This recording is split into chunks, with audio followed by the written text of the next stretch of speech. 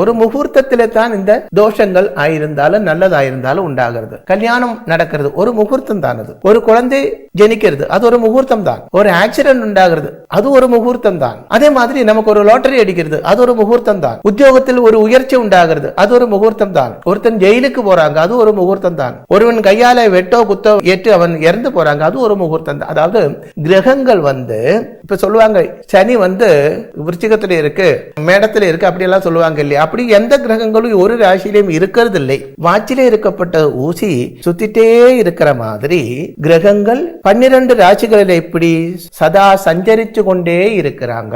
சூரியன் ஒரு இடத்துல நிக்கிறது இல்லை இல்லையா. காலையில உதிச்சாச்சுன்னா அது அப்படி சஞ்சரிச்சுக்கிட்டே இருக்கிறது. ஈவினிங் ஆகும்போது அஸ்தமிக்கிறது. இது போல எல்லா கிரகங்களும் சதா சஞ்சரிச்சு கொண்டே இருக்கிறது. இந்த சஞ்சரிச்சு கொண்டு இருக்கும் பொழுது கிரகங்கள் திருஷ்டி கொண்டோ யோகம் கொண்டோ, அதாவது எல்லா கிரகங்களுக்கும் 7ஆம் இடத்துக்கு தர்சனம்